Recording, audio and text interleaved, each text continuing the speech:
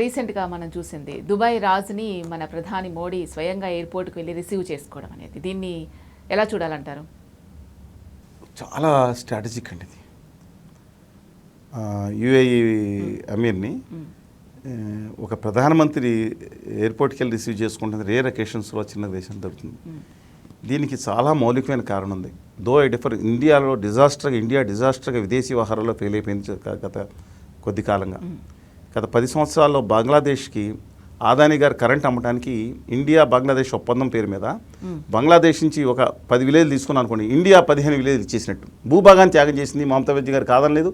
ఏంటో నాకు అర్థం కాలేదు, ఏంటి ఇంత ఉదాత్త చేశారో మాట్లాడదానికి. ఇంత చూస్తే ఆదాని గారు ఎక్కువ రేటు కరెంట్ అమ్మినట్టు మనకి వచ్చినాయి. అది బంగ్లాదేశ్ వ్యతిరేకం అయిపోయింది. శ్రీలంక వెళ్ళి ఆదాని గారికి ఇమ్మంటే ఆ మంత్రి గారు చెప్పాడు, మీ ప్రధానమంత్రి వచ్చి శ్రీలంకకి మా ఆదాని గారిని రుద్దుతున్నాడు మా మీద, ఇవ్వకపోతే ఏదో విచిత్రంగా ఉంది. సరే ఏదో అది వాళ్ళు శ్రీలంక వ్యతిరేకంగా ఉంది. దిక్కుమాల రోగ్ నేషన్ పాకిస్తాన్ లాంటి దిక్కుమాల దేశం దానికి వ్యతిరేకంగా ఉంది. చైనా మన ఇండియాలో ఉన్న భూభాగాన్ని ఆక్యుపై చేసి ఫోటోలు కూడా ఉన్నాయండి అని పార్లమెంట్లో అడిగారు. దాని మీద ఇంతవరకు వివరం లేదు. ఇండియా భూభాగాన్ని కాజేసి దిక్కుమాలిన చైనా నడుస్తూ ఉంటే ఇప్పుడు ఏదో ట్రంప్ గారికి ఎన్నికల ఏజెంట్గా పనిచేశారు ఆరోపణలు ఉన్నాయి కదా. డైరెక్ట్ మనం గవర్నీయులు మోడీ గారు 145 కోట్ల జనాభాని తీసుకెళ్ళి ఔరేక్ బార్ మోడీ ప్రపంచ చరిత్రలో చిన్న కంట్రీ కూడా 1 కోటి మంది జనాభా ఇంత దిగజారలేదు. ఆదాని గారికి వస్తుంది కదా, ఇంకెవరికి వస్తుంది కదా తెలియదండి. వాళ్ళు కేసులు పెట్టారు. ఇప్పుడు ట్రంప్ గారు ఆదాని గారి మీద పెట్టి కేసులు పెట్టారు. చూసారా, అది ఎందుకు కాంప్రమైజ్ అవుతుందో తెలియదు.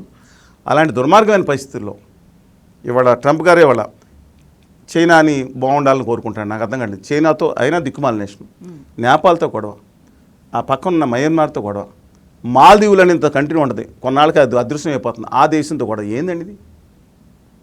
ఇప్పుడు తాలిబాన్లకు మాత్రం మనకు ఆత్మీయ అతిథులు. తాలిబాన్ అచ్చా తాలిబాన్ బ్యాడ్ తాలిబాన్ ఉంటారు, తాలిబాన్ చెత్త ఎదవాలని చెప్పిన మోడీ గారు ఇవాళ తాలిబాన్ గారు గొప్ప చాకచక్యం భజన చేస్తున్నారు. ఏంటి సాధించాం? ఇవాళ ఈ టైంలో చరిత్రలో జరగనిది జరిగింది. మన 1971 యుద్ధంలో మనం పాకిస్తాన్ని తుక్కుగా వాడగొట్టి ఒక దేశాన్ని ఆవిర్భింపజేసాం. అంత గొప్ప చరిత్ర ఉంది మనకి.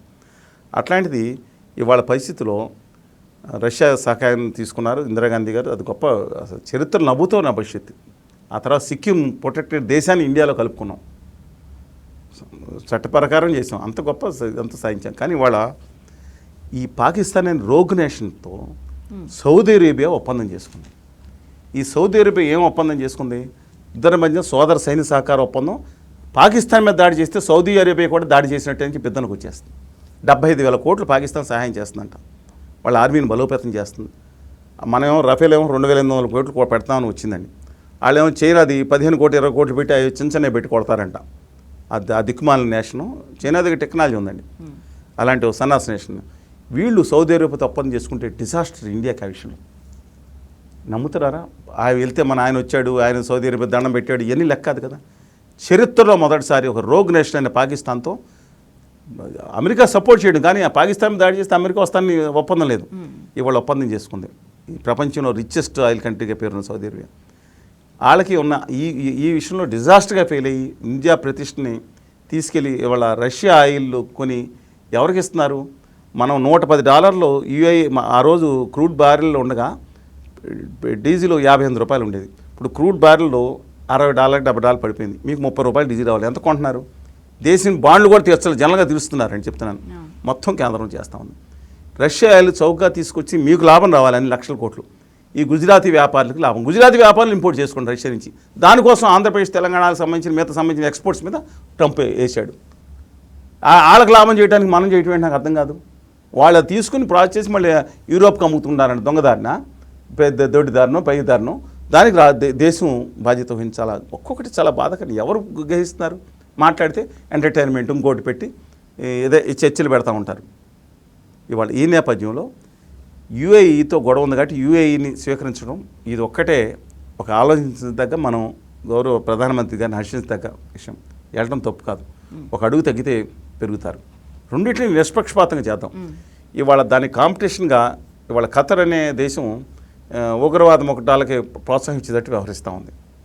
కానీ యూఐఈ కొంచెం అభ్యుదయ భావంలో ఉంటుంది.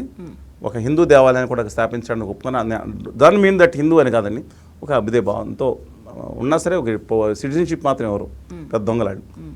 వాళ్ళని వాడుకునే విధంగా వాళ్ళు ఇండియా వెళ్ళే ఒక అద్భుతమైన ప్రణాళికలో వెళ్తూ ఉంది.